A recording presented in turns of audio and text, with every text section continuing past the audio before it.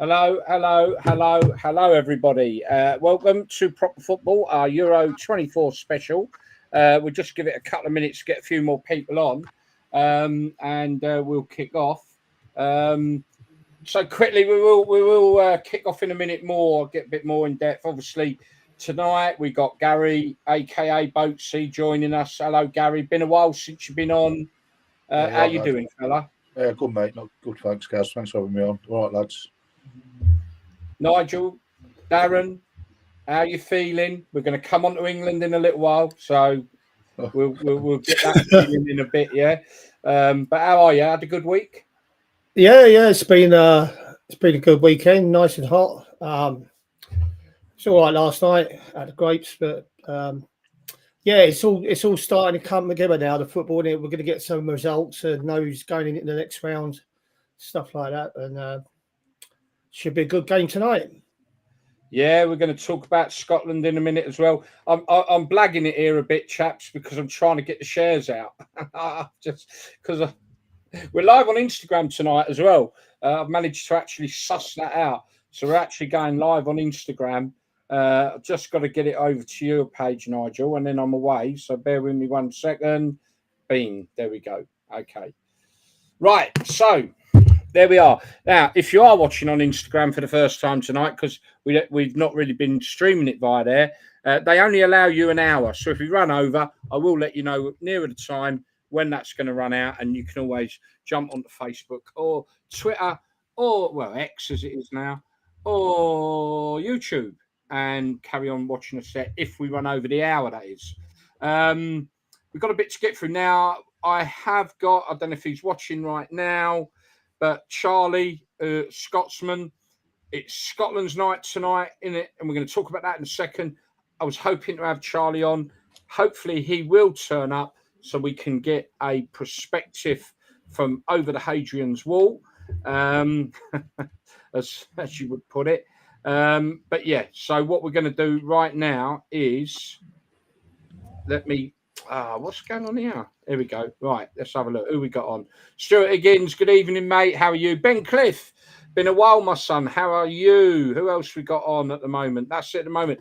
Okay, folks, so whilst you're watching us, get involved. That's the whole idea. It's not just about us, it's about you as well. Drop a comment onto whatever platform you are watching on, and hopefully we should pick them up, but I'll be watching on my phone as well. And we can bring them in. Mike Payne, easy boys. Hello, Mike. You all right? Yeah, join in. Let us know who you are. Let us know what team you support. And then whatever you want to comment, keep it clean if you can. That would be great. Right. Look, let's start with Scotland, chaps. I'm hoping we get our friend from Scotland on at some point. If you're watching, Charlie, come on. Where are you, son? But look, guys, Scotland. Can they do it tonight is the question. Let's not start with Darren because I think I know what his answer is. Let's start with our guest tonight, Boatsy. What do you reckon, mate, with Scotland? Well, I'm hoping they do it. I'm not one of these British football fans that, or English fans that don't like everybody else. I like to see all the nations do well. I always have done. I mean, I remember the Argentina World Cup when England didn't qualify, and I was rooting for Scotland as a kid. That was a great World Cup as well, by the way. I hope they do it. I mean, I thought they played really well second half against Switzerland. I thought they were a better team. I was a bit fearful when they equalised the Swiss, and they were all over them, weren't they, till half time. And I was a bit fearful then. I didn't actually see the Germany game because I was ill. But they got, obviously, I heard all the reports, they got battered. But I hope they do it. Hungary apparently aren't that bad, are they? I haven't seen them play yet, to be honest. I haven't really watched much of it. But, let's hope they do it. But yeah, I think they need an early goal. I think they'll need an early goal. I think they need to bring their A game without a doubt. Yeah. I mean, the Hungary didn't impress me when they played Switzerland, I've got to be honest. I know they can play good football. They didn't impress me against Switzerland. I didn't watch their second game, so I don't know. And Scotland against Germany. Obviously, Germany were on steroids because I guess it was their opening game and all that. But Scotland were pretty poor in all fairness in that one. But absolutely right. they came back and did quite well. So again, even if Scotland do win, they are -4 goal difference, a big ask to make the last 16. So, but 4 points, doesn't that give you a really good chance of getting through? Yeah, If they did tonight, they'd be on 4 points. Thing is, I know it's a -4 goal difference, but you'd expect Germany to be able to put 2 goals past Switzerland, or even 3. So in that case, if Scotland got a 1-0 or 2-0 win, they go ahead on that goal difference. So it's not that, it doesn't look as bad as it is, -4 goal difference, because it all depends on the other results. Yeah, it's true. I think listen, it's Scotland's cup final tonight. It's a cup final for their fans. Yeah, they've never got to the knockout rounds, so they'll be fired up for it, you know. And like I said before, I'm not a Scotland fan because of I don't know England. If they play like they did, listen, if they play like if they get through, they deserve it. Yeah. If they play like they did second half against Switzerland, you know, if they play like that, I think they're quite capable of doing it tonight. If they can play keep that level, you know, they fight, don't they? You know, they fought for the badge the other night. A fantastic second half, you know, for the fans and everything. The fans have been brilliant out there, haven't they? You know, I wish the England team would show a bit more passion. You know what I mean? Yeah, we'll come on to England in a bit. Yeah. But let's just pop this up as well. So far, we're getting some predictions through. Actually, Mike Payne, I've popped it up on the screen. Mike Payne reckons 2-0 Hungary. John Greenhorn reckons 2-1 Hungary. What we've got one come up here. Get involved, folks. This is great. Keep them coming. It's all about you as well as us. And this is what we want on the show. I think Germany will rest players tonight.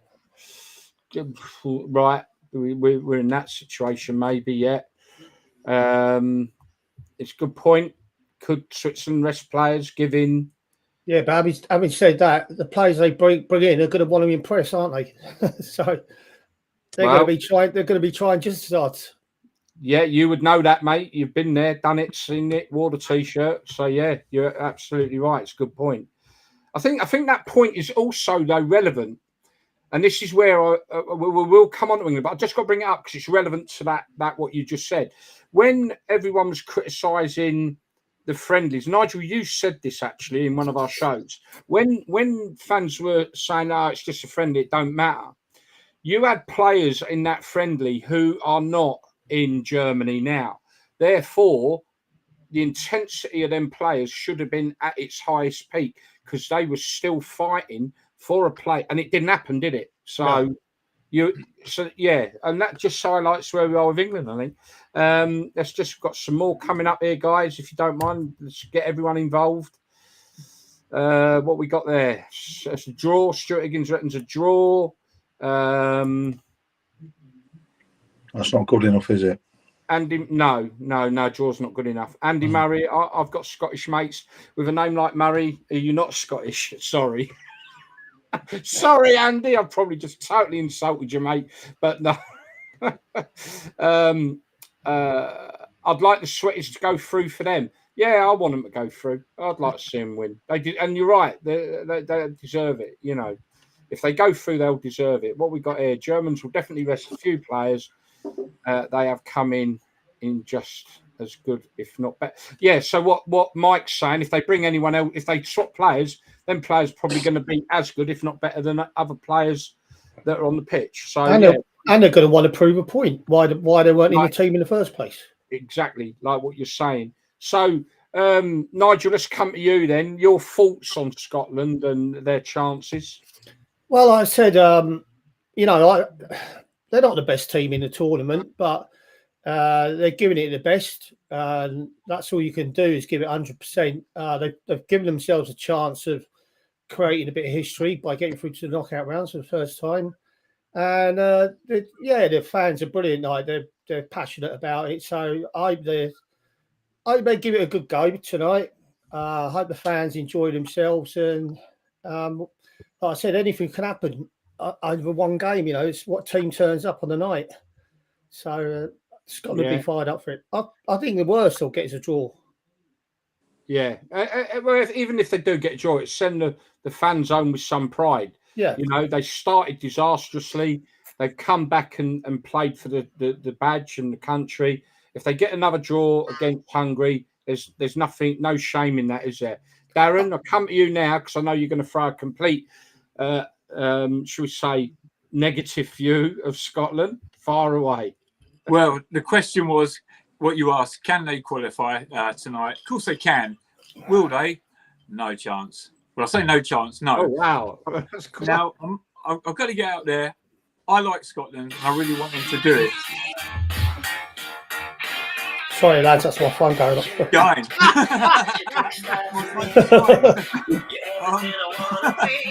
Yeah, I think. Right, hang on. Sorry, Darren. Darren, I can't let this one go. Hang on a minute, right? Now, what we understand, everyone, Nigel is a fan of Take That. That's my ringtone. It's my karaoke song as well. I sing that on karaoke. Oh, that was at the City Ground the other week. How old are you, Callie? They were. My daughter was there, Gaz. Yeah. Yeah, I wasn't. Right, sorry. Where are we at? Darren, you crack on. Sorry, I couldn't let that one go. No, it's well worth the interruption, mate. Yeah. Oh, yeah, definitely, yeah, definitely. Much better Scottish teams have failed in the past. And what I've seen so far, I don't rate Scotland at all. I think they've got a really dodgy defence. They look at sixes and sevens when teams attack them. I think they're. It's fair to say that they've hardly got an attacking threat. I don't know what they've done in 2 games, but not an awful lot.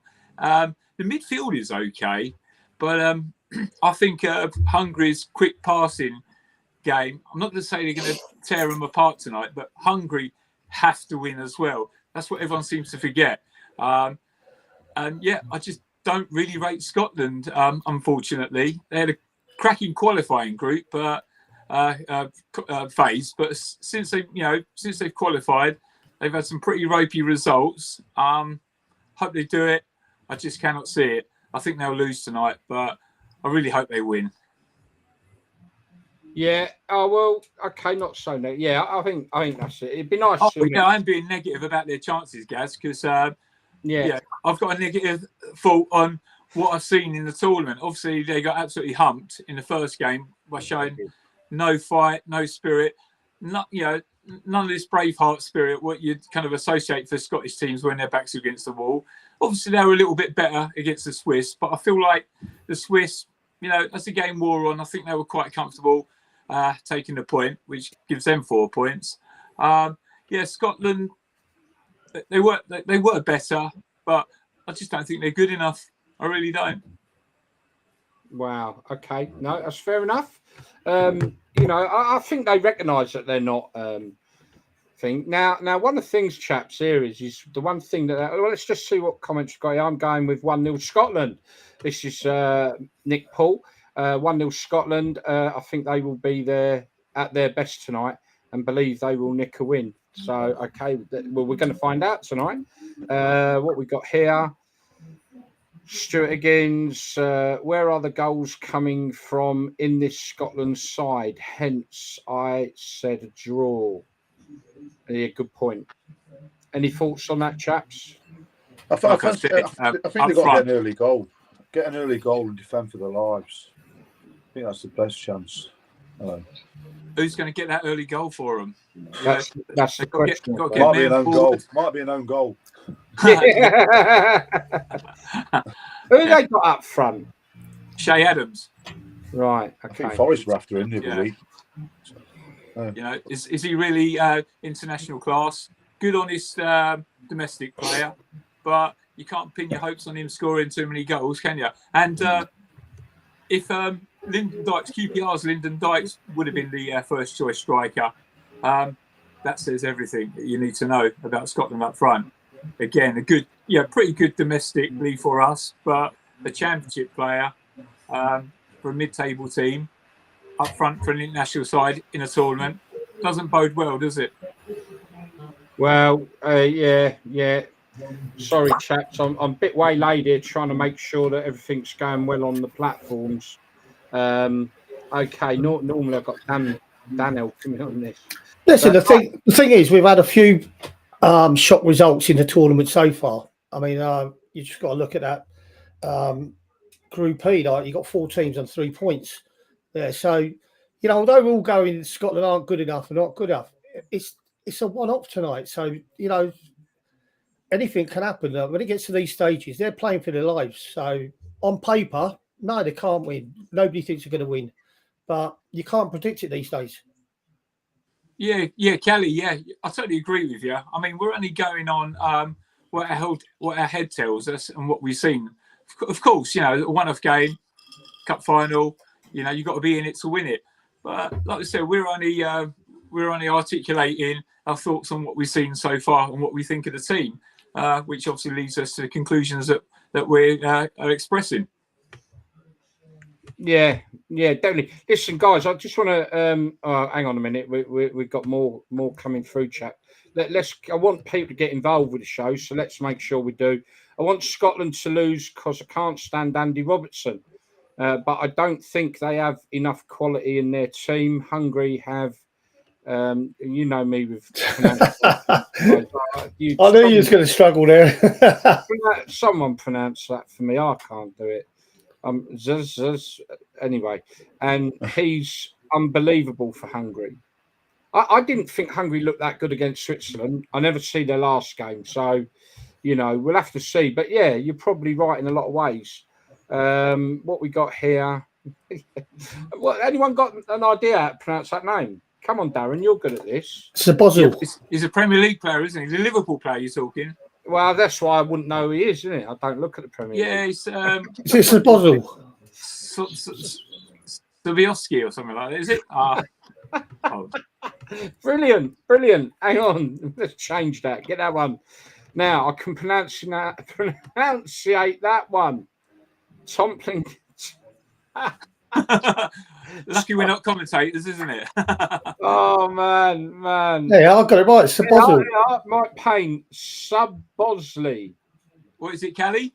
Bosley.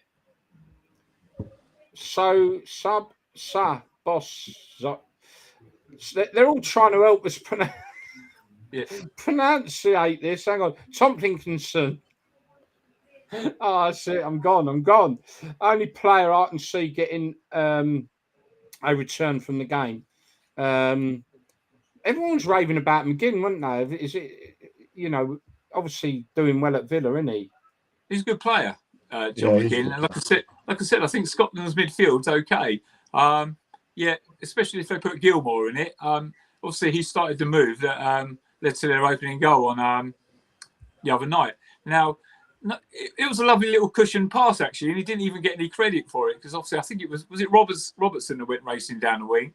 But yeah, it was Gilmore's composure that started the move. He's a good player, he is. McTominay, McGinn, decent Premier League players, but it's in front of them and behind them that's the problem. Yeah. Mind you, though, you know what I mean. If they might not have the quality, but if they play for that badge on that shirt, then that's good, good enough for me. That's what I expect from my club. Win or lose, as long as the players have played with passion and heart and want to play and win. I know that sounds rather stereotyped. It's like Dan when I watch England, mate, it's like a cup final tonight. It's a one-off. I mean, they're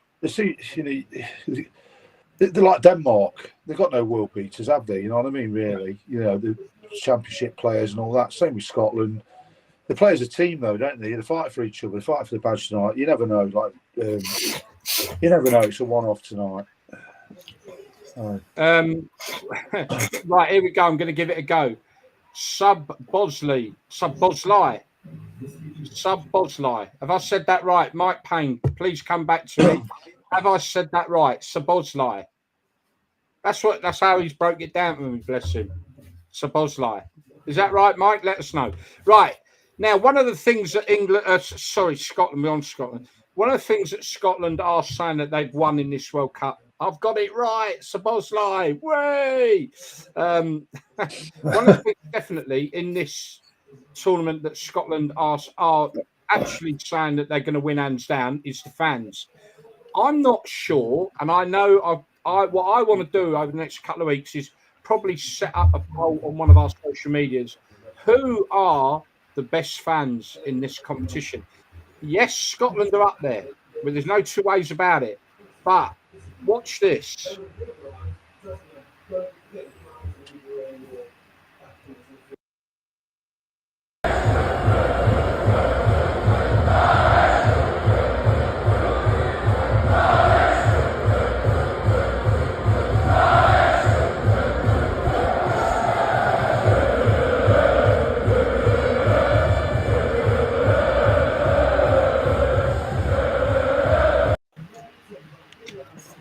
Wow. And the Dutch fans in other areas have been very much this bouncing left and right. You know, the Scots bring something that everyone else doesn't, and they're called bagpipes. But I think the Dutch will give them a run for their money, and there's probably a couple more, and I'm going to do some digging around. And I think as the competition goes on, I'm gonna set up a little league table and see what I can get some votes and that from people. But I think it'll be at the bottom there. Sorry? England will be at the bottom. They ain't got nothing to celebrate at the moment. Who's that, Nigel? England. England will be at the bottom. They've got nothing to celebrate at the moment. I think we're top of the cheer throwing championship, though, aren't we? We're top of the cheer throwing championship. We normally win that, don't we? Yeah. We normally do, don't we? But I mean, would you agree with me that Holland are giving Scotland a good run for their money on the fan front? Yeah. Well, Gaz, it's all a bit relative about who's the best fans, because you can have loud fans outside the ground. It's a different story having loud fans inside the ground. There's also well-behaved fans. You know, what are we looking at as who are the best fans? I mean, Turkey, Turkish fans. You know, there's been nothing on media with them outside the ground, but they've been making a right din. It's the noise, the colour, the spectacle. Nothing to do with anything else. Just that, you know what I mean? Now, Scotland bring colour, they bring music with the bagpipes. Yeah. And they bring a very friendly environment to the locals, and they walk around with their willies hanging out with their skirt. I'm friends with a lot of Germans, Cologne, especially Cologne fans, and they had the game in Cologne, and I'm reading all the comments, and they're absolutely outstanding. The Cologne people, the people of Cologne absolutely couldn't speak highly enough of them. Yeah. But like I say, when you look at the spectacle, then things like what the Dutch fans are doing there is like, oh my God, look at that. Wow. Yeah. You know, so there probably isn't, in this competition, one thing I've noticed is the support for every club has been absolutely immense. You know, there's thousands upon thousands of support for each club. It's great. You know, and we're talking big numbers. We're not talking 2,000 or 3,000 like we've seen in previous tournaments. We're talking tens of thousands turning up from each country. And I know there's been a few instances here and there, but overall, to me, I know Georgia, Turkey kicked off a little bit the other night, but I think overall it's not been overly a bad time. I don't think they've had that much violence. When you consider, I mean, they're talking 250,000 Scots out there. So if you think there's how many teams out there? 20 odd or whatever it is. You know, you consider how many is that? Millions of football fans have converged into that country. Every country's got its hooligans. You know, I mean, all right, I think less with England these days, but nowadays you've got all these ultras all over Europe, and they're big in number and they're very violent, yet we're not seeing any major violence out there. So I think it's gone really well. But I mean, I tip my hat to all fans, and maybe it isn't the right idea, but I just think that there are a couple of clubs whose fans have brought something a bit different. Scotland have brought the bagpipes and the kilts as well, and a lot of them are not wearing nothing under them kilts. Lovely. You know, Holland have brought that spectacle, and there are others. It's not just them. You know, but it has been quite a spectacular event for the fans. Any comments on the tournament with the fans so far, chaps? Well, I just said, I mean, it's that orange shirt in it. I mean, when we saw that inside the stadium, that the Holland end was just a sea of orange. and I think it's just one of them colours that just like reaches out to you. But yeah, I think it's been brilliant. You know, there's been hardly any trouble at the tournament at the moment, which was always a worry. Like you say, when you know the ultras in Italy and Spain and all that lot. So yeah, at the moment it's a good tournament. The stadiums are brilliant. The fans seem like having a good time. You know, you're out in the sun as well. It's good weather out there at the moment. So I think like when it's good weather, fans sort of tend to be happy to have a pint and enjoy it. But when it's pissing down with rain and it's spoiling your little holiday, everyone gets a bit more annoyed then, don't they? So yeah, I think Right, we're going to move on to England, chaps. Hang on, let me just see what we got. Near enough. Okay, they're still ripping into me, I think, a little bit over this. What's this link here? Wilfred, the heart is coming back, apparently. Okay, not sure. I can't open that up while I'm on the show, mate, so we'll have to see. Had Ireland been there, they would win hands down. I guess he's talking about the fans there, isn't he? What's this? Yeah, also like the Romanian fans as well. They're a right rowdy bunch. And that's that yellow. I mean, obviously, Nigel would know what it's like playing in front of yellow because that does, like orange, stand out dramatically. Got one here. The Turkish fans impressed me the most in their first game. France and Holland didn't get out of second gear the other night. Okay, before we go on to England, yeah, I did watch that game, and yeah, I don't think either side got out of gear. Did anyone else watch it? I watched the last half an hour. It wasn't great, was it? No. Well, I saw it anyway. Do you think France really miss Mbappe or what? No, I think France and Holland are just confident that they're going to win the next match. So, like you say, they're probably both happy with a point there because in their own minds, I know they shouldn't take things for granted, but they're probably expecting to win the next match and get qualification. Yeah. Of course, France are weaker without Mbappe. It goes without saying. But yeah, I agree with Callie. I think, you know, I wouldn't go as far as it is a stalemate, but it didn't look like they were breaking too much sweat to try and get the important win, which would have taken them through. I'm trying to think of the number 14, who I thought had a bit of a mare for France. Played on the left side attack. Was it Rabiot? Is that his name? I think it's Rabiot. He was the one that decided to pass when he probably should have shot. Right. I don't know if you remember the incident. He was clean through in front of the goalkeeper, and he decided to stretch to make a pass. And Griezmann, he didn't get to Griezmann in the end. I think his name was Rabiot anyway. But I get the feeling there's more to come from both them sides. Oh, right. Yeah, definitely. Right, hang on. Right, we're going to move on to England. I've got to say, my daughter's watching. Hello, Amber, darling, you're right. And Jamie, who is my daughter's boyfriend, has put a comment up. Actually, Jamie's got great football knowledge. I've got to be honest with you. I'll tap into him a little bit, especially European scene. He's big into that as well. Georgia fans have been impressive for such a small nation. They had tens of thousands out the other day. We've got footage on our social media platforms. They did. They have turned out massively. And bloody Albanian fans as well, Gaz. Yeah. Oh my God. It is right, isn't it? The whole fan thing has been absolutely, I think it's one of the best tournaments for a long, long time for the amount of fans that are coming to watch their country. Absolutely amazing. Right, okay.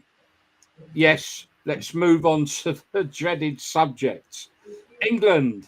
See ya. Okay, I'll kick off, chaps, and I'm going to hand over to you and everyone else who, no doubt, I'm hoping we get flooded with content here, people, so join in. I'm going to start. So the one thing I want to make clear from by the way, everyone, these are our own opinions. So whether you agree with them or not, everyone's entitled to an opinion. So don't be too critical if our opinions don't match yours. Likewise, we shouldn't be critical of any other opinions. But here's my problem at the moment. Now, after Thursday night's game, there was even the pundits turned on him. I've got to be honest. Shearer, Wright, all very, very, very critical. Now, there are a lot of people out there that are saying, "Oh, look, shut up! What you're moaning about? You know, buddy, you're going to go through. What are you worried about?" And then there are some people. I listened to some woman on Five Live, and she was we're calling us all idiots. So if you had an opinion that this is dreadful, this is appalling, what the bloody hell was Southgate doing? We were idiots, according to this woman who in the 80s was a cleaner at Brentwood or something. I don't know. But I'm being quite funny there because she was a horrible woman. And but anyway, she'll probably get in contact now and give me a slating. But at the end of the day, we've been watching Southgate's. What's it now? We're in the 4th tournament with Southgate, is it now? Yeah. 4th? Okay. And I've done podcasts on every one of them. And I said this the other day.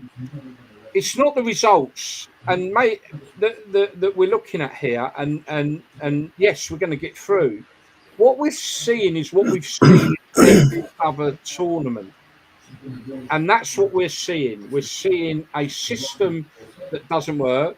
We're seeing very little in the way of proactive attacking of the opposition's goal. And even when I watch Belgium, who lost the other night, I watch France, who I don't think have even got out of second gear as well in the whole competition.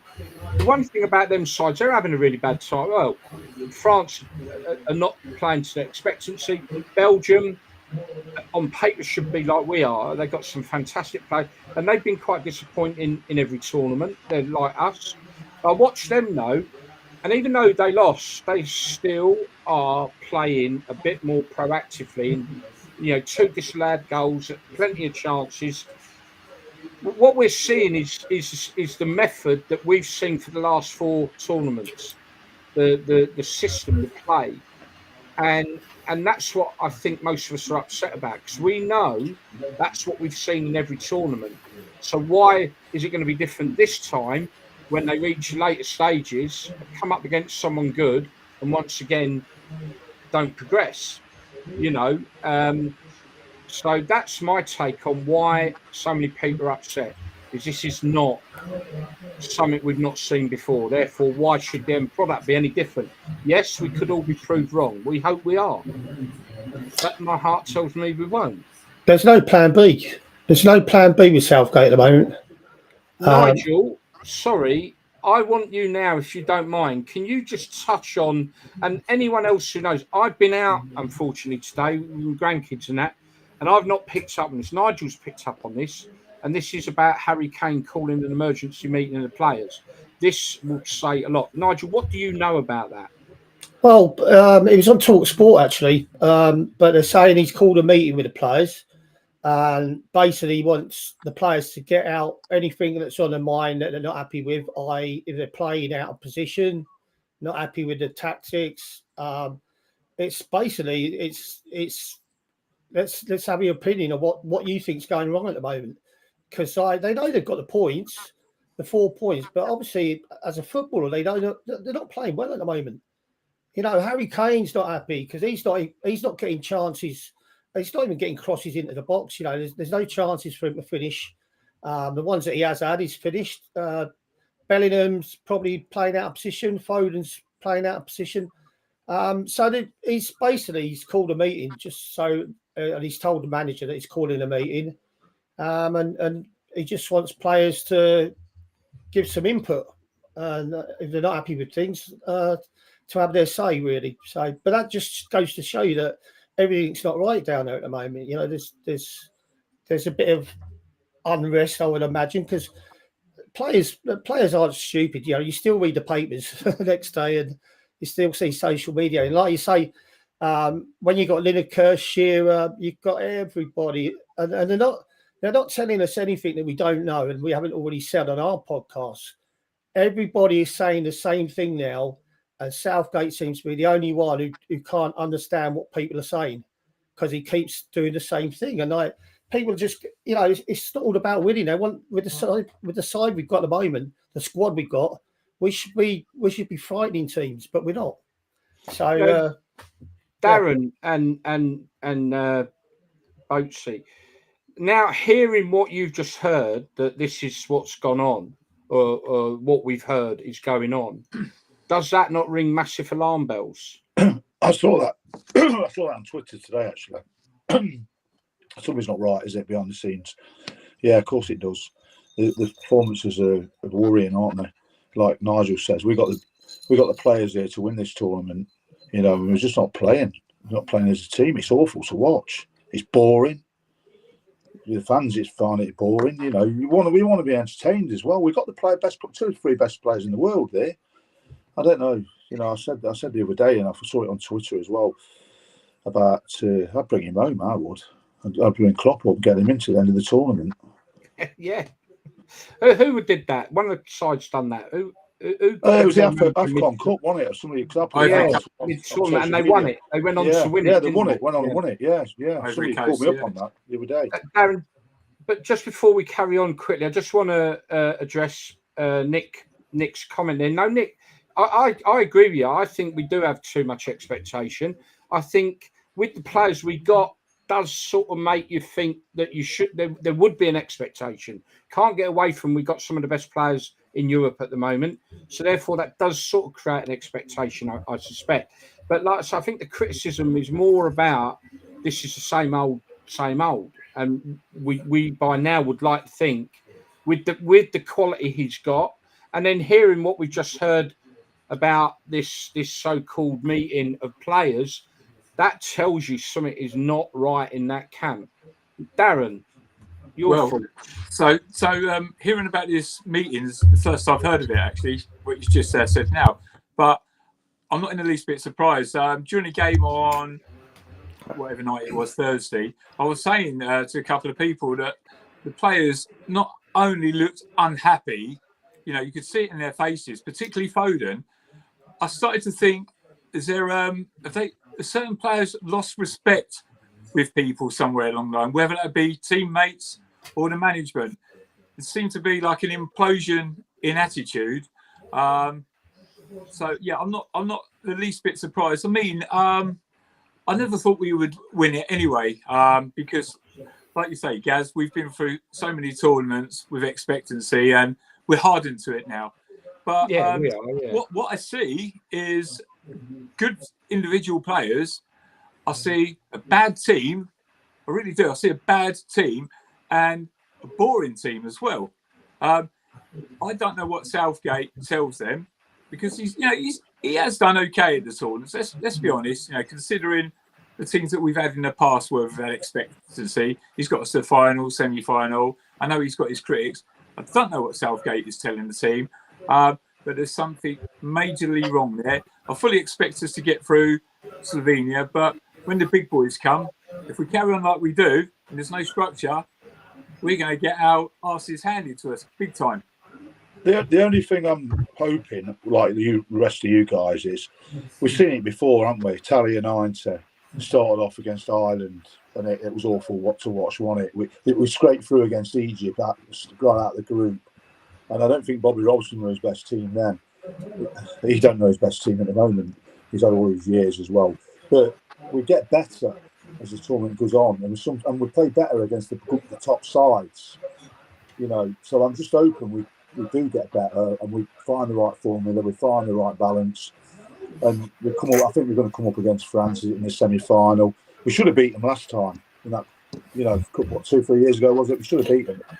Yeah. You know, so I'm just hoping we can, you know, we can get better. But I agree with Dan at the moment. I think we're boring. I don't think we're a good team at the moment. But we have got the players, like Nigel says, and I just hope we can turn it round. You know, I'm hoping that during this meeting. I disagree. I don't think we. You know, you're talking about Italia 90 and competition. I don't necessarily think we actually get any better. I mean, Italia 90, I remember it really well. We had Belgium. It was a 50-50 game. We were very, very lucky against Cameroon. We did well against the Germans, but even Euro 96, we were very lucky against the Spanish. We did all right against the Germans. Again, that might be a historical thing where we raise our game. But, yeah, even That's what I 96, meant. Darren, That's what I meant. I 90 think we do raise our game against the world, the top sides. I think we have. We do raise the game. We play well when we play the Dutch. We play the Germans, Argentina. We all France. I think we always play really well against them. So I'm just hoping we can scrape through. We get a bit better. We're going to come up against one of the big guns, aren't we? So I'm just hoping we've got one good game in us to get us through to the final. Yeah. Darren, I've got to pick you up about 96, mate. One of the best England performances of all time. Against Holland. Against Holland. Yeah. Against I've Holland. got to pick you up on that, mate. We destroyed they it. did. 96 for me.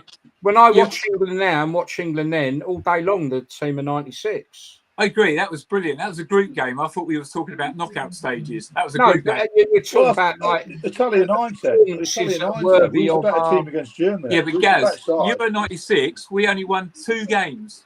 2 games. That's all we won in Euro 96. Scotland and Holland. And then, penalties the rest, weren't they?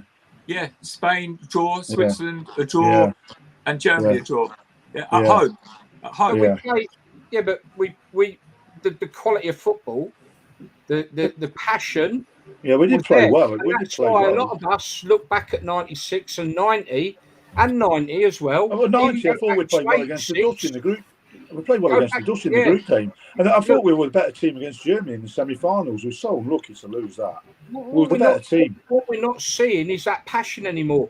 You know, I hear what you're saying. Okay, I may be looking at 96 through those tinted glasses because I see passion. I see some amazing performances. The Holland game is one of the best performances of all time by an England side, I think. We should have also beat Argentina in France 98. We should have also beat them. Go back to 86 when we was out.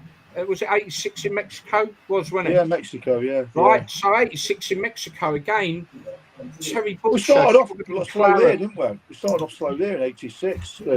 Was it Morocco? We drew. And we lost in Morocco. We beat Poland to get through. I think we showed Argentina too much respect in that quarter final. We didn't start playing until we were 2-0 down. I think if the game had gone on another 15 minutes, we'd have got an equaliser. Yeah, agreed. But I think the difference for me, Darren, is they play. I don't see that this side play with the passion of the old sides.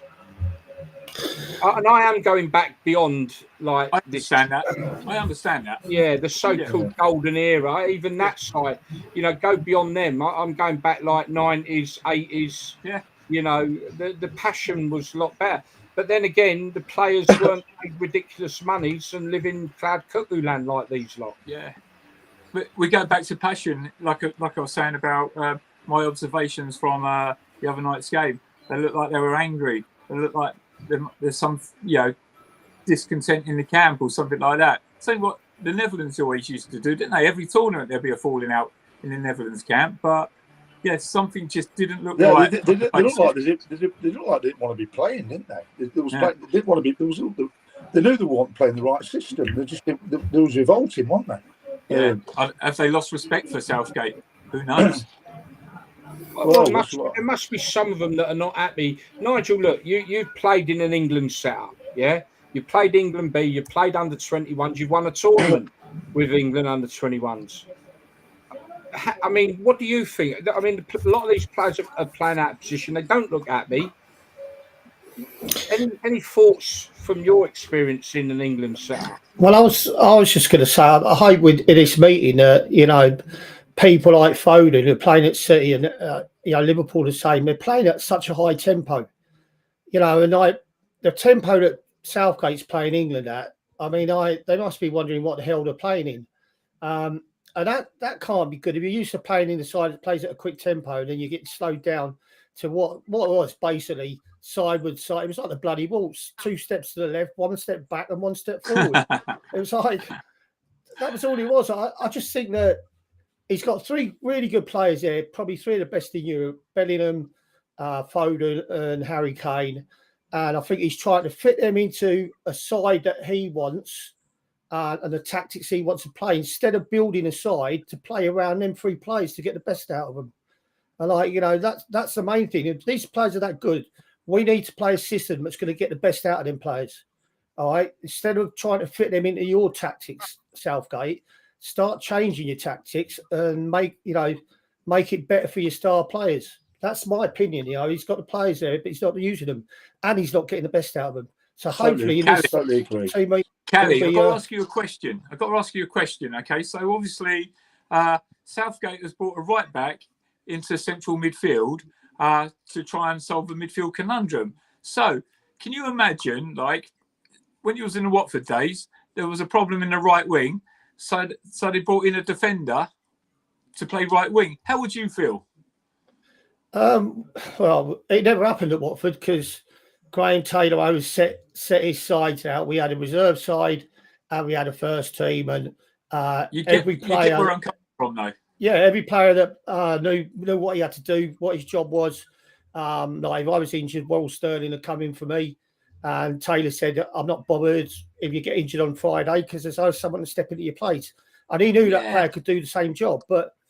How are these midfielders feeling when they can't get in a starting lineup or get in with a shout because a right back is playing in midfield? Yeah, I can't understand how Alexander-Arnold's all of a sudden come into this first team place, because for a long time he wasn't part of Gareth's plans.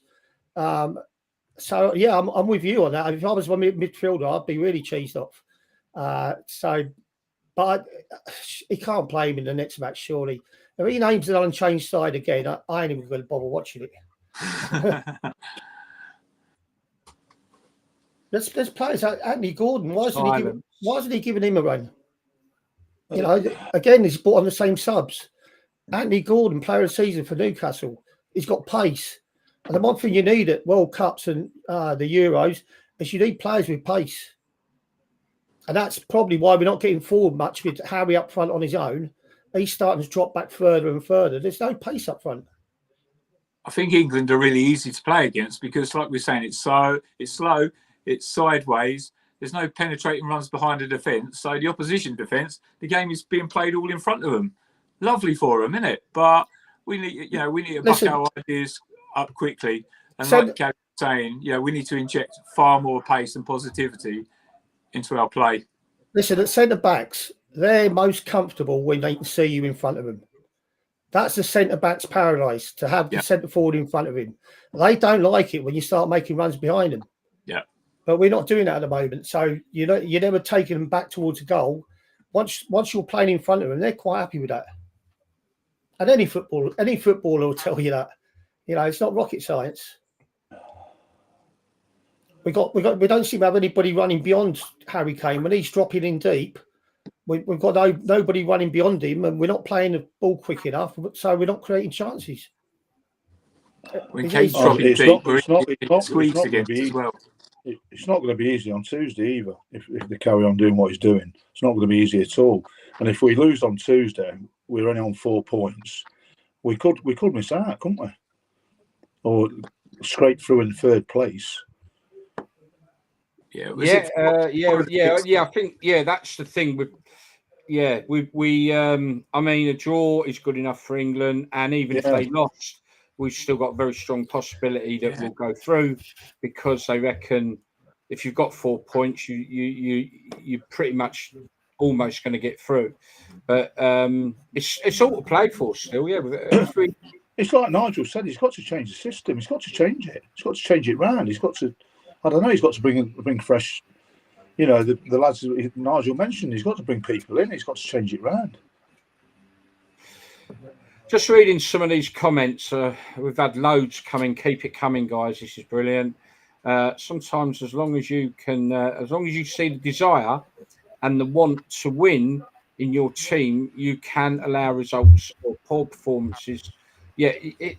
So that's right. And the other thing he makes, second half against Serbia and Thursday night, it was like no one wanted to even be there.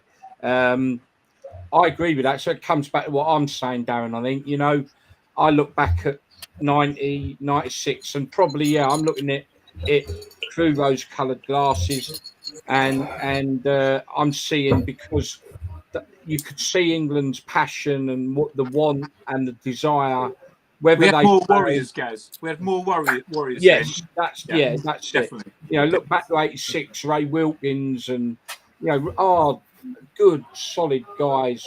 Butcher, Brian Robson, some real solid soldiers that, as well, I think as well, they're players, even if we went back to the Gerrard and the Lampard era, I think, although I must admit under Capello, that World Cup in South Africa was a disgrace as well. But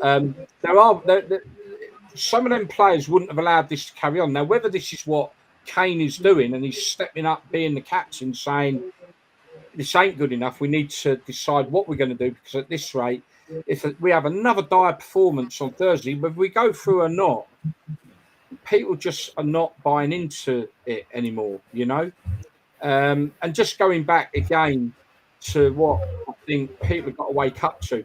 If Kane is calling a meeting because he recognises, as does Shearer, Lineker, Wright, all them, they all recognise there's a problem. There's an issue here. It ain't right. So all those people that are saying, shut up, just we've got to win, what's wrong with you?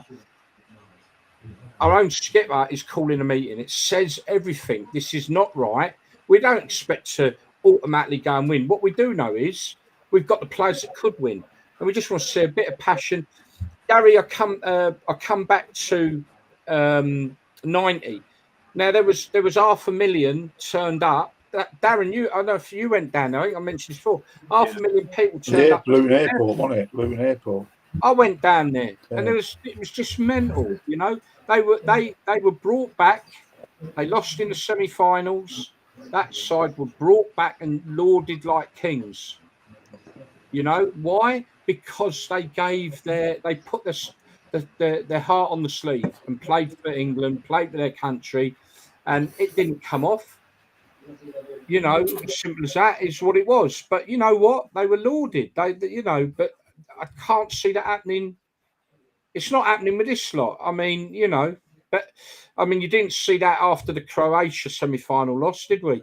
There was no.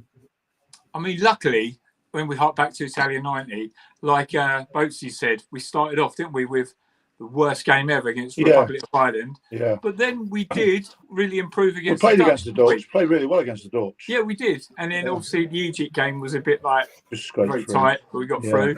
But you're right about the belt. Players from '86, Gaz. Yeah, many of them could have gone were Italian 90 as well as Stuart Pearce as well, weren't they? Yeah. But I see better players nowadays, but I don't see better characters, better leaders. And that's the problem. Like you say, Italian, to get through to the semi-final or the final, you've got to have a slice of luck, and we had the luck in Italy as well. But then again, I thought we played really well in the semi-final. We were a bit unlucky not to get through, but you've got to have the luck as well. But they played for each other, didn't they? Like Gary's saying, there was heart there. They played for each other. There's not. I can't see anything what I've seen in these games so far. Nothing. And the other thing, Gary, about luck, you need luck. But you've got to be in the position to get the luck. That's right. We're not. Precisely, Gary. We can't even rely on luck because we're not pushing the game. No, it's awful. It's the most. It's awful. Awful. I just want to say that I was very negative about the Scottish team's chances tonight. But listen to me about England. I'm even more scathing because I know it's there, but we're not showing it. Yeah. Yeah. Spot on. Yeah, very true. Very, very true. You're absolutely right. Like I say, you want my view about why we've not got the Warriors and the men? Because these guys live on another planet. They're on the most ridiculous money. I don't agree with it. I'm not a fan of it anymore. They're on them, and they're pampered. They don't do nothing. Players back in them day when they started out, they used to clean boots. For the senior players, now they get a Mercedes-Benz or a Maserati. The Terry Butcher photos doing the rounds on the social medias today with Gaza commenting on Terry. I think it was sweet when we drew in Sweden in 1989 to qualify for Italian 90, and they got bandaged head, didn't they? That's doing the rounds today. But basically, they've got to show, saying that they're not showing any fight whatsoever. I was at that game actually in Sweden when we qualified. There's no art, is there? You're right, Gary. It's too easy for them. There's too much money involved. They're you hear a lot of it. Are they just a bunch of They are. They are. They look at the money they're on. Why are they not going to be? I mean, it's not their fault necessarily, but they've got everything laid on for them.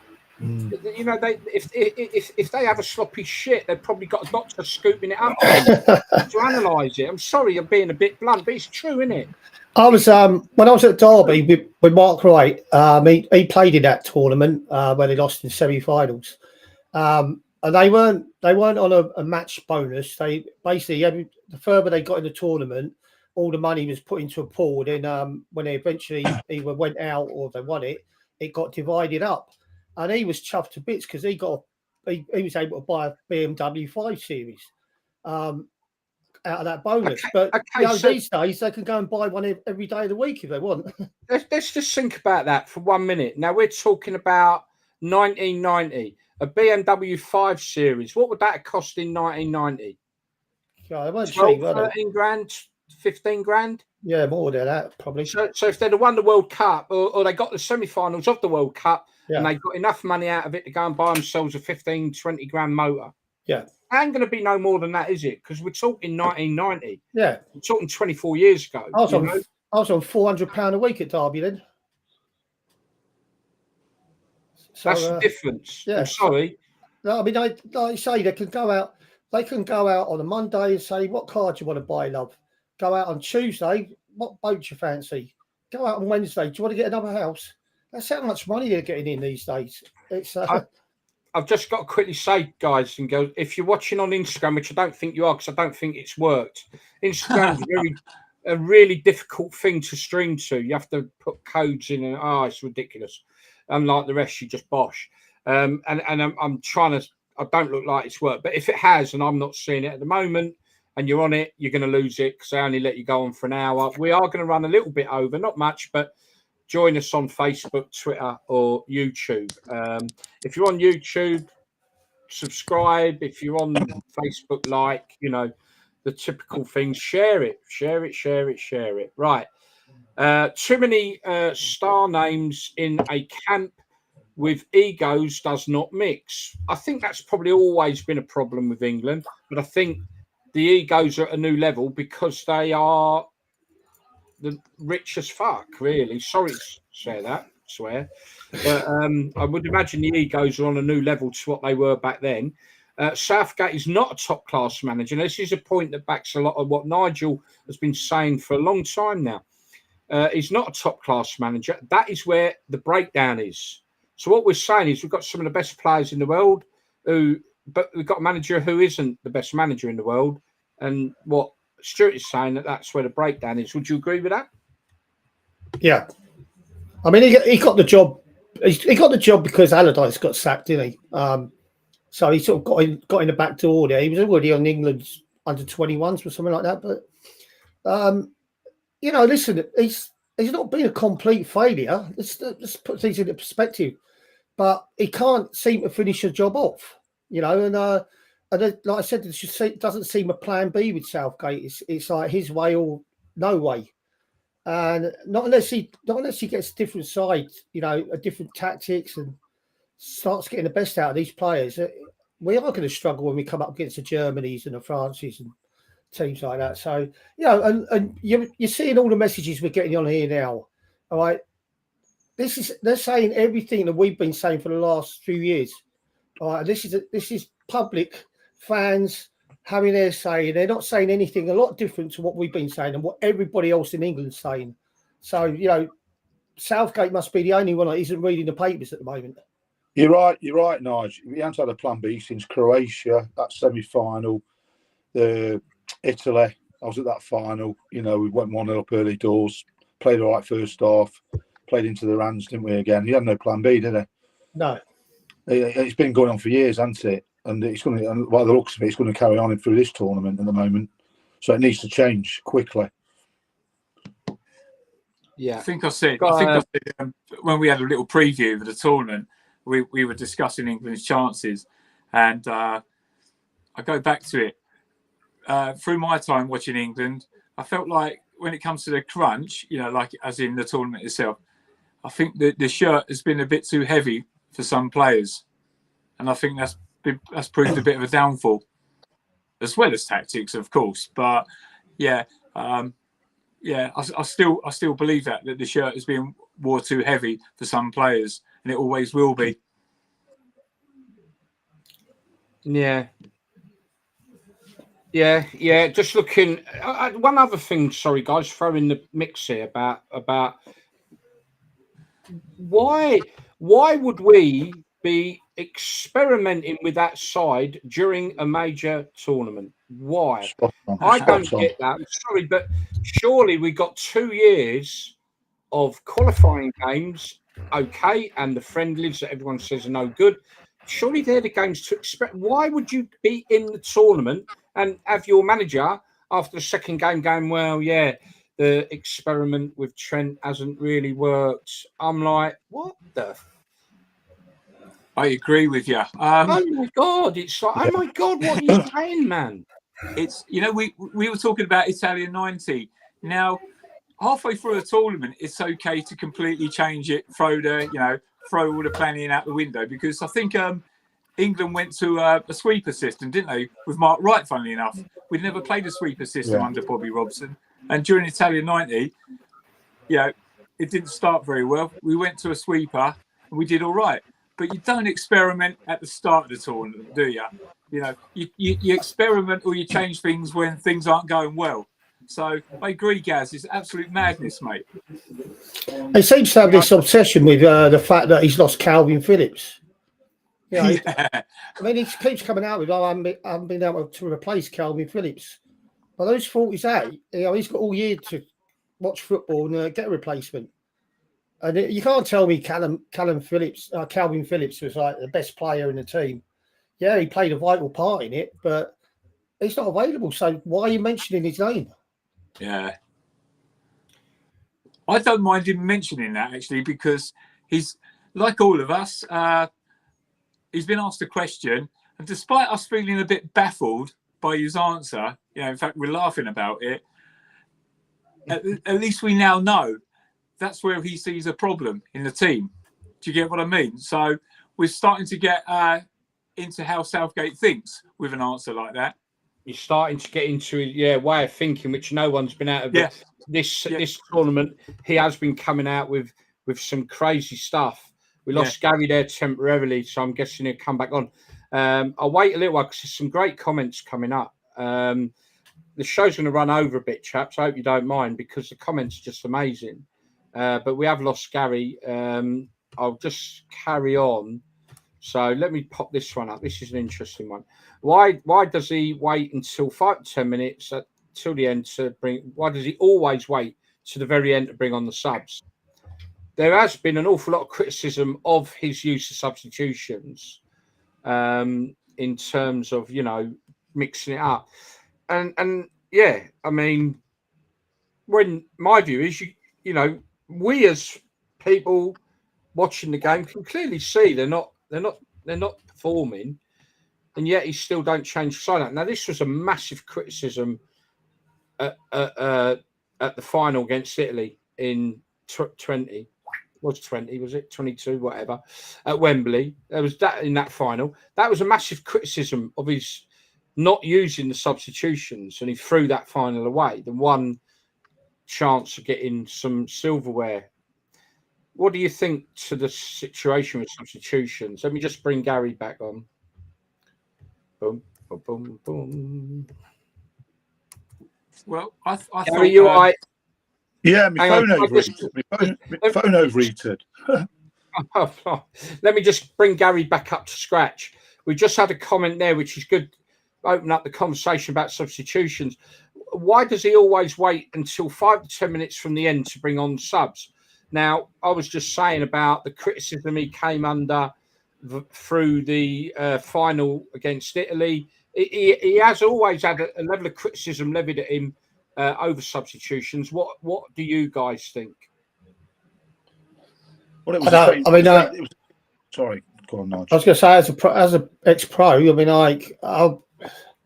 I really wouldn't be able to understand my manager putting me on with 5 or 10 minutes left of the match.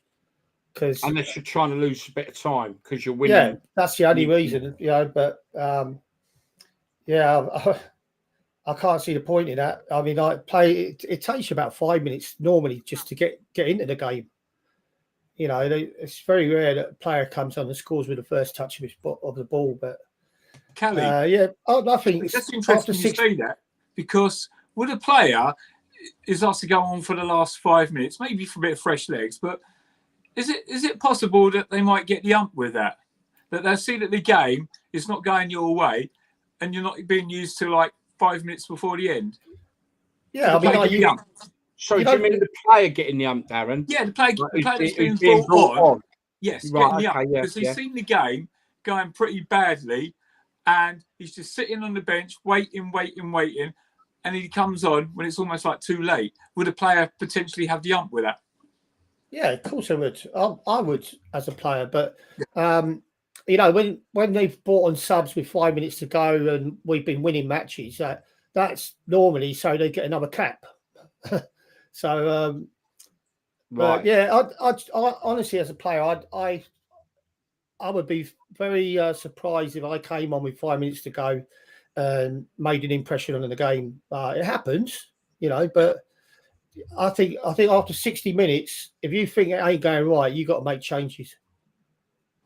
And then you got 30 minutes in to hopefully try and rectify it. Gary? Yeah. What are your thoughts? I agree with Nigel again. I think some of these substitutions have been very strange as well. You know, you got the kid from Chelsea, is it Palmer? He's top goal scorer, joint top goal scorer in the Premier League. Yeah. You know, he hasn't had a sniff yet, has he? No, a lot of people are talking about that as well, to be fair, Gary. You know, there are a lot of comments about Palmer. Yeah, you know, he had an outstanding season, didn't he? You know, he's a player in form. You know, he brought him out there, player in form. He's banging the goals in left, right, and centre, and he hadn't even. You know, we're struggling, aren't we, against Denmark to score? You know. Yeah, I think it's because he knows that if he brings Palmer on, he's got to drop Kane. Yeah, brought Kane off the other night, didn't it? Yeah. Yeah, but I mean, if he's going to start Palmer, in the next game, he's going to have to put Kane on the bench, which can't see it happening somehow. I think that's one of the accusations about Southgate that's been there all the time, isn't it? That it always feels like he's got his favourites and he doesn't know, and he even sort of admits that indirectly by when he interviews. It's always, well, you know, the whole Maguire situation. You know, he would defend him. I think even though he would. Grealish must have upset him somewhere along the line. I think Grealish has upset him somewhere along the line. Something's gone off that behind the scenes there, ain't surely. It's just, let's pick up on this comment, chaps. We were talking about Warriors, yeah, and this is a really good point because this brings it up to modern day. I'm a gooner, can't be helped, but never mind, Mike. No, sorry. I'm joking. Got to bring a bit of fun into it. We'll have a bit of fun in a minute, actually, and then we'll call it a day. But yeah, he's a gooner, and I've never seen Deck go. Obviously, Mr. Rice go missing as a leader, but even he didn't have an influence. So what Mike's fundamentally saying is there is some Warriors in that side, and even they ain't getting a look in. Who was I talking to before we came on? Nigel. I talked to you in a phone call. And I don't know what you guys think to what I'm about to say, but one of the things about player power, we see a lot of it, especially in the Premier League with the prima donnas. And I see it in my own club, if I'm honest, with Troy Deeney. I think if he didn't like a player, mate, that player was gone, right? I don't agree with that. That's my view, right? Now, at the end of the day, we see it in every club. There is a level of player power, right? They've been allowed to become what they are. But in the England setup, that is very, very different. Oh, sorry, bear with me. My little granddaughter's watching us. Just give her a wave, everyone. Just say, "Hiya, Cassie. You're right, princess." Oh, bless her. She's I can't remember. I'm gonna really dig a hole here. I can't remember how old she is now. Hello, Cassie. Thanks for watching, darling. And I lost track now, haven't I? You had a phone call with Kelly. You had a phone call with Gary. Right. Okay. So we had a phone call. Now, the England setup for me is in Southall's hands. Now, them players want to play for England. Now they play for Man United or Arsenal or wherever. They can be a bit bold and be, because if Arsenal don't like the fact that I'm unhappy and you need to sort this out, and he can give the manager some stick. If they're not happy with each other, that player can go to another club, right? So he knows that he's worth money. So therefore, player has a power. He necessarily doesn't have that in the England setup because he can't go and play for another country. He's already played senior football for England. Therefore, he can't go and play international football anywhere else. So there is a level of power that Southgate actually has. Is this what we're seeing in what Mike is saying? There are some warriors in that side, but they're too frightened to speak up. Is that what it is? I think most of the squad that have been with him for the last 6 years, there's been players there. They know they're safe. They're going to get picked in every squad. So obviously they're not going to criticise the manager, are they? Because they've got a safe ticket into the England squad. But somebody's put a comment in here about the interviews that happened after the match. Carl Walker and Harry Kane, and it was like they were both reading off the same hymn sheet because they said exactly the same things, and nobody wants to tread on anyone's toes in that England camp. They're all keeping together, but again, telling by the sound of it with this meeting, they've now gone, like, enough is enough. We need to have a say in this. Maybe some of them aren't happy playing the tactics that he wants. So if he's losing the dressing room, that's not a good sign. Very defensive answers, weren't they? The interviews. Yeah. We're talking about warriors and stuff like that. I guess the only way that we'll know whether we've got any warriors is through the adversity. It's all being very well being a warrior when we're winning and everything is going swimmingly, but backs to the wall. We'll see how many warriors we've got. Yeah, absolutely. Just can we pick up on that comment there?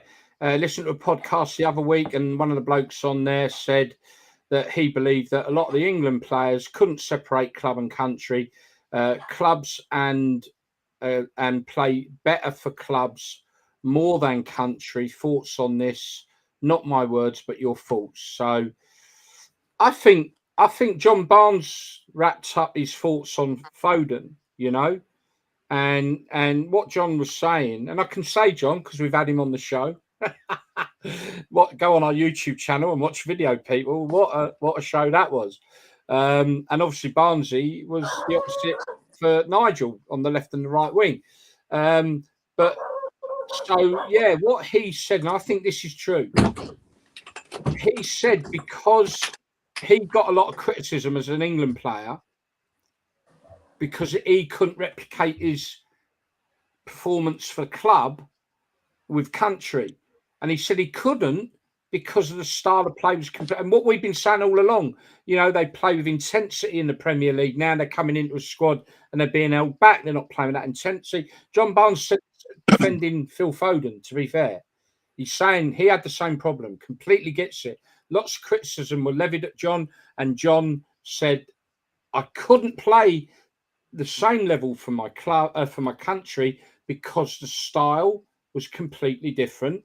The people around, and it didn't. If they played the same way Liverpool did, he would have played a much better game for England.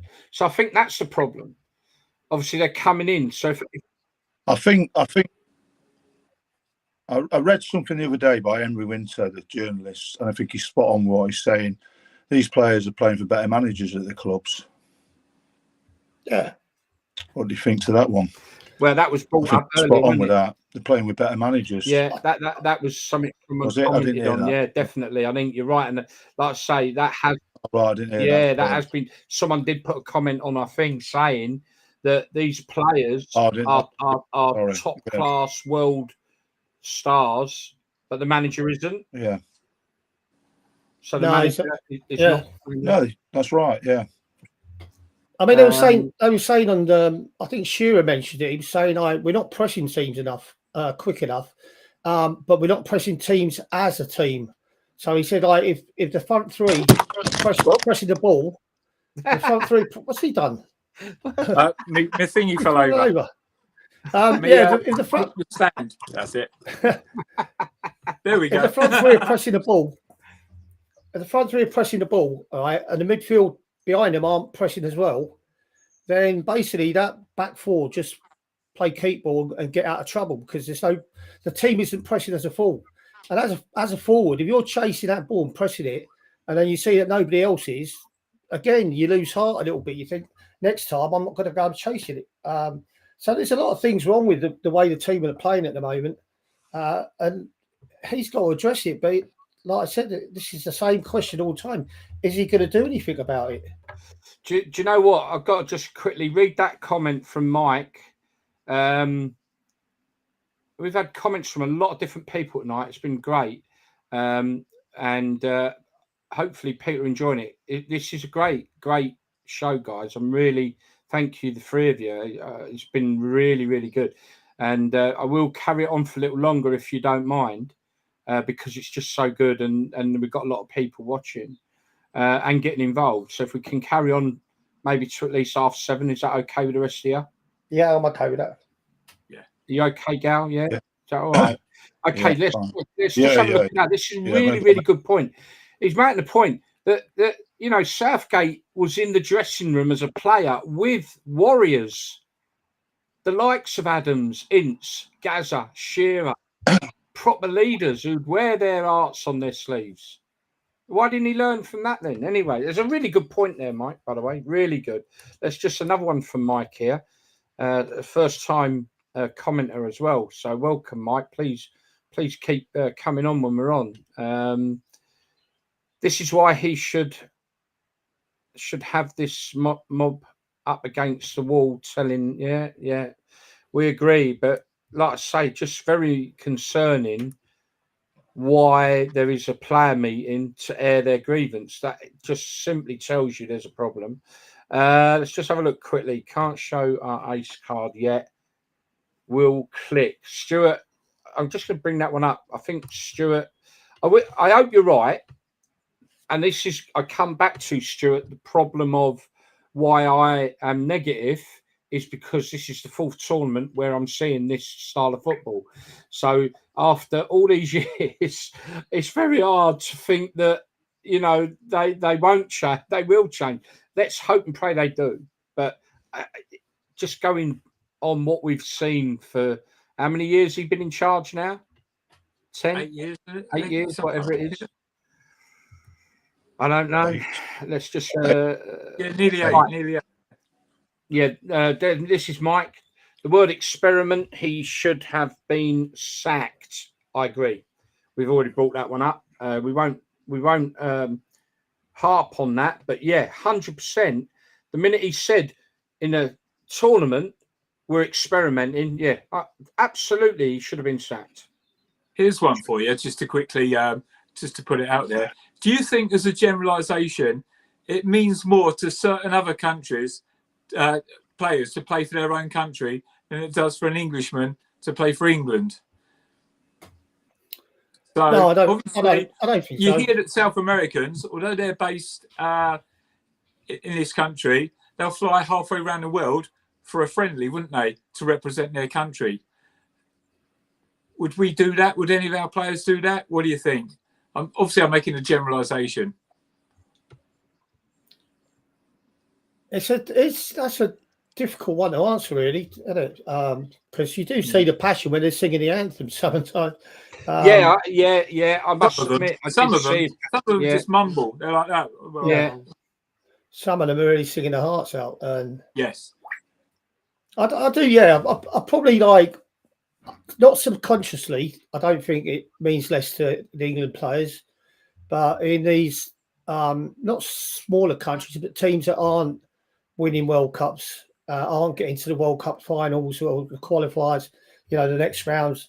It means a lot. It means a lot to the country. It means a lot to the place where they play, and you can tell the passion when when they're singing the anthems.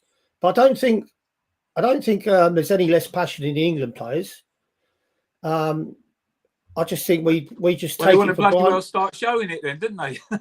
Well, yeah, I mean, but again, it's not in the anthem. It's just like, Yeah, but one yellow card in this tournament that we've had, that was kind of Gallagher who came on, kind of thing.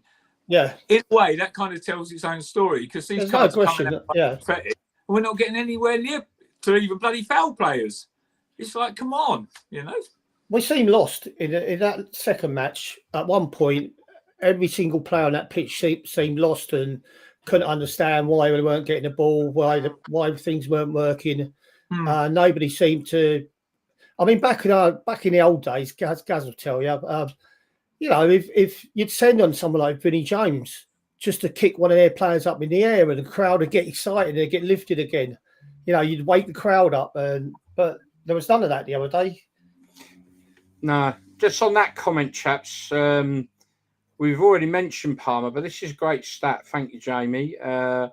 So Palmer, this is really interesting, has had more goal involvements than anyone in Europe's top 5 leagues this season. What a stat that! And trust me, if that is a stat, the guy, I trust everything he tells me. So that stat, as far as I'm concerned, is 100% fact. So in Europe, top 5, he's had, and yet he's not had a minute of tournament. It's embarrassing, as Jamie said. He's getting a better player by standing on the bench. I mean, that just says it all, doesn't it?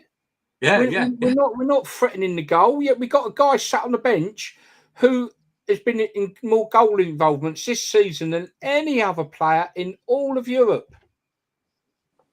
Well, the top 5 leagues in Europe. Gal, what do you think to that?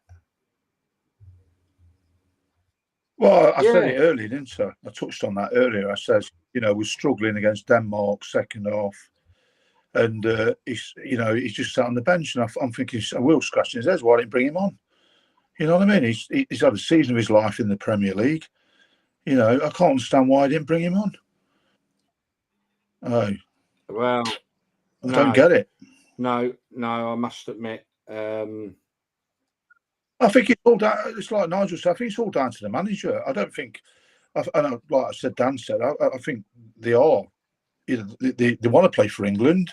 They fly the other side of the world in friendlies, play for England. I don't doubt that one bit. I just think it's the manager. It's just down to the manager. I mean, they were scratching their heads, weren't they, with 20 minutes to go against Denmark, all looking at each other. You know, didn't know what to do. Looking at each other in bewilderment. I wonder if he's not training. You know, he said it all. The body language. It was the body language. It was the body language, wasn't it? You could see the body language. Yeah. Also, England fans are the first fans in this tournament to actually boo their own side after a game. Enough said. So the fans out there watching it live are not happy. A lot of money. I spoke to my mate who was in Frankfurt the other night, drinking near the station. A video live, a face called him, and he says tickets are going £500 for a group game. £400 or £500. They spent thousands.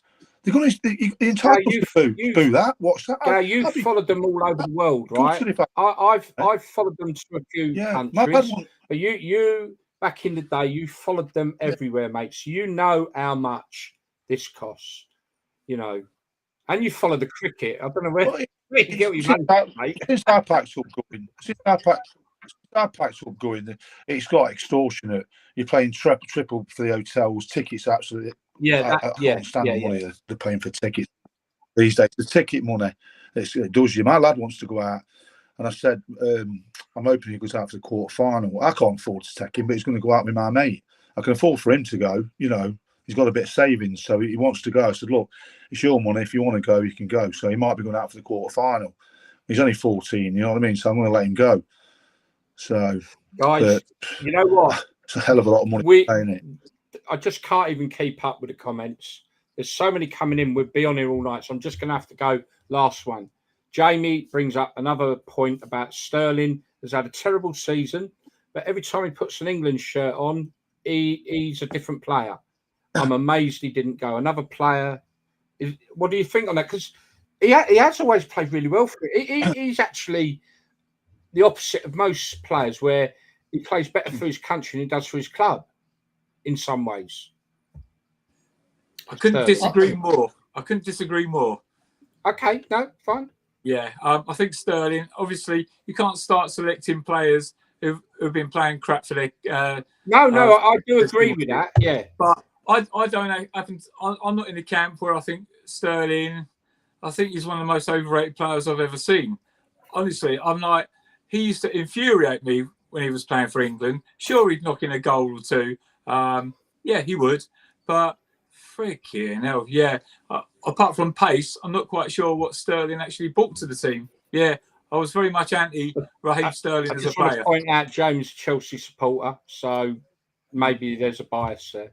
I've got to say, I think the clanger he's dropped is not taking Grealish. You know, Grealish, he's not a prolific goal scorer, but he gets your free kicks around the box. And, you know, yeah, he holds the ball it's up, like if you get your free kicks, slow the game down, and we start in air half. And he's an option where, you know, that's a change of play. That's plan B. So, you know, that I think he's dropped the right clanger, not taking Grealish, but he's got plan B on the bench, but he doesn't seem to know which one of the plan B players he's got to use. Guys, Ian Els has come on late. Well, you can rewatch it all, mate. Don't you worry. I've got to bring an end to the show. I've got a couple of bits I just want to let everyone know about. Thank you. Honestly, I've not been able to keep up with the amount of comments that we've had tonight. It's been absolutely fantastic. And I'm really sorry if I've had to call a line under it and so I can't do any more. I really do apologise, but it's been absolutely brilliant. And this is what we want the podcast to be about, not just about us, but about everybody. Now, if you have only just joined us, like Ian has, please, you can watch this back, YouTube, Facebook, X. It's on there, so you can watch the whole show back. And if you have just joined us, I've got to say these three guys tonight have been outstanding. Obviously with wonderful leadership, but hey, no, but no, seriously, this has been such a brilliant conversation. We could have gone on all night. We are going to get more opportunities. Paul's just come on and said, I'll watch it back. Guys, the numbers are flicking up already. We've been on an hour and a half. We want to watch the Scotland game. Come on, Scotland. We do want you to win. Some of us do, you know. But please watch it back. This has been, I would say, one of the best shows we've had. The conversation, the points, the comments from everybody involved. Please watch it back. Now, I want to tell you about a couple of things, and I definitely want to do this with Gary there. Gary, I'm hoping before the end of this tournament, you'll come back on, because honestly, it's been brilliant tonight. So I'm hoping you will come back on. But I just want to talk about two quick things. So a week Wednesday, that is the 3rd of July, our guest is Ian Story-Moore. Now, for the younger generation, you won't know who he is, but I'm going to ask Gary just to give us some taste of what a legend this chap is. But his book out there, he played for Forest. I'm not going to say no more about that. I'll let Gary. His book is absolutely amazing. He played for Man United. He did get a cap for England. He's played with the best. George Best for one, Dennis Law, the Charlton, Bobby Charlton. I need to talk because he did play in America for a little while when they were trying to get that going. So I'm not sure if he ever played against Pele. Something we'll have to ask him. He's played with Bobby Moore in a testimonial as well. So he's played with all these legends, and he was a legend in his own right. Gary, just give people a flavour of Ian. Yeah, he's a great bloke, lovely human being. It was just he's become ambassador for Carlton Town now. He got injured. His career got cut short. He got injured at Man United. It was British transfer record. I think it was 1972, 275,000 when he went from Forest to Man United. So he's a legend. He's voted Forest's second greatest ever player behind John Robertson. He got a hat-trick in the quarter-final of the FA Cup against Everton, 67. He's played with the best. You know, he's got some great stories. Lovely man. He's really funny bloke as well. He's got some cracking stories to tell you. Yeah. So, guys and girls, 7 o'clock a week on, is it a week? Yeah, the 3rd of July anyway. 3rd of July at 7 o'clock. Ian Storymore will be with us. You'll get his views on the tournament, and we will talk to him and get some of them great stories about some of them greats that he's played with. I can't wait. I really can't. And I can't wait to see Nigel, who you was in the era, their era, you was in the next era as a player. So I can't wait to hear you two bounce off each other as well. You've met him, Nigel. I think you were there that day. You were there that day when you did. Yeah, he did meet him. Yeah, he did. Yeah, he was. Yeah, he did meet him. Yeah. Do you know? It's mad when you say it was a record transfer of 275,000, and you got players earning more than that a week now. Aren't you? More than that. Puts things in perspective, doesn't it? Yeah, it's mad. But no, so I can't wait for that. And then this one. Now, this is for Sunday. Now, a chap has offered to come on Sunday's show. Now, this has gone viral. Now, when you watch the video I'm just about to show you all, you'll know that you've probably seen it. This chap has got in touch with us and said he'd love to come on the show. So we're going to bring him on. Now, let's just get it right. This is either the funniest thing that's ever happened in the tournament, or it's a brilliant, brilliant setup. FIFA say it's a setup. If you look around the stadium and we know how they work, I suspect it's a setup.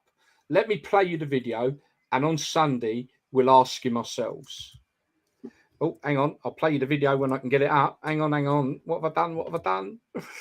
Hang on, here we go. Watch this. Okay, just walking out. It's 5 o'clock in the morning. I'm shivering in the jacket down.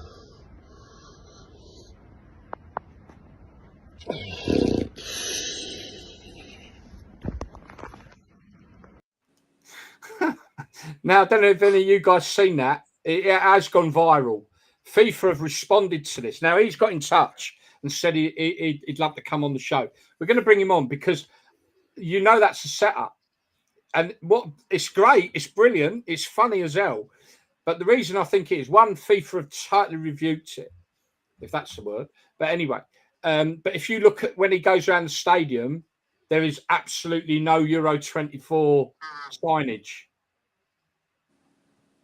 Yeah, so if he's pulled that off, it's brilliant. So whichever way it works out, I think he's done it as and it's gone viral. Obviously, he's saying he's woke up 4 o'clock in the morning after the game in the stadium, woke up on his seat. I mean, it is great, but we'll ask this man ourselves on Sunday. So get on the show, people. That should be funny. But that's where we are. Listen, if you've only just come on because our counter keeps going up, watch the show back. Watch it back on Twitter, on YouTube, and on Facebook. Do watch it back. It's been a great show. These 3 on here tonight have been absolutely brilliant. The topics have been great, and you guys have been outstanding tonight. The comments and the involvement, I've had to shut it off. I just can't keep up. So it's brilliant. I'm going to go around the table, but last words from me are, as always, be safe and have a great week. Good luck to Scotland tonight. And I do think we're still probably going to do our Wednesday night little caption one. We've been the catch up, but I got a feeling we'll advertise it. I think we're going to do like we did the other week, a watch along for the England game. I know Dan wants to do that, so looks like we're going to do a watch along. Anyone wants to join us for that on Tuesday, and then Wednesday, obviously, we do our midweek Euro special at 7. If we're doing the England, just watch out. We'll advertise it, and that will be about 7:30. And then, like I say, we are going to have this fella on, and we are really going to see what was going on there next Sunday. So, yeah, be safe, everyone, and good luck, Scotland, and let's see whether England can improve. Darren, last words from you, my friend. Oh, crikey, yeah. Well, it's been a terrific show tonight. I've really enjoyed it. We've not all had the same viewpoint, which makes the show really healthy. That's good. Long may it continue. fingers crossed for Scotland tonight. I really do hope they. I'm actually an Englishman who's a bit of an admirer of the Scottish spirit and the fans and what have you. But yeah, not what else really to say. And put on the sun cream for the early part of next week because it's a bit of a scorchio, isn't it? So they say. I think for me and Gary, it's a case of putting it on our heads. Gary, go on, mate. Last words from you. I'll get my bucket hat on. It's on again, Gary. Yeah. Nice Oh, mate, it's absolute pleasure. I hope, let's hope Scotland do it tonight. Let's hope England improve on Tuesday. And I just hope we can get through. I want my boy to go out there and experience it. So let's hope we can do it. Sorry, mate. The messages are piling in, guys. It's mad. Gary, I will PM you. I know a Scottish international legend who used to play in England in the late 70s. Mate, get him on. Let's have him on Wednesday. We can talk about Scotland and the tournament. If he fancies it, we'll have him on Wednesday, mate. Ian, PM me then. That'd be brilliant. That'd be absolutely brilliant. Might have a Scottish international come on. Played in England, but be great to have someone on who let's give Scotland some airtime. Last words from, like I say, the message is still coming in, guys. I'm like, last words from you, Nigel. Yeah, once again, thank you to everybody who's joined the show tonight. Seem to be getting better and better. And there's a lot more involvement, which is good for us. We don't have to think about too many subjects. Yeah, and good luck to Scotland tonight. Like I said, if they win, they deserve it. And we'll go from there. And if you get bored after the Scotland game, come and join me on Mixcloud. Oh, yes. Are you on tonight? Yeah, I'll be on after the Scotland game. So that's join him on Mixcloud. Just go on Nigel's Facebook page. And what is the address? What are you under on Facebook again? Remind everyone.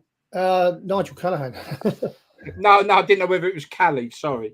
Just make sure everyone knows where to go. If you go onto my Facebook page, the link's on there. Just click on the link and it'll take you straight onto banging tunes, and it'll take you through to the early wee hours. So Callie, if you're Scottish and you want to celebrate tonight, jump on there. Yeah, Callie, you're going to play some Take That? Only if you ring me up. Yeah. Oh dear. There's nothing wrong with Take That. Brilliant. Gary, stay on the line I'm going to end it now. Look, guys and girls who've joined us tonight, unbelievable. It makes it so much better and easier for us when you get involved. And we thank you all seriously from the bottom of our hearts. As per normal, I'm not quite ready with the shut-in one, the end intro, whatever. Anyway, it's goodbye, everyone. Safe, be lucky. Good luck, Scotland. Let's see if England can change our minds. Oh, come on, Gal. I'm dreadful, ain't I?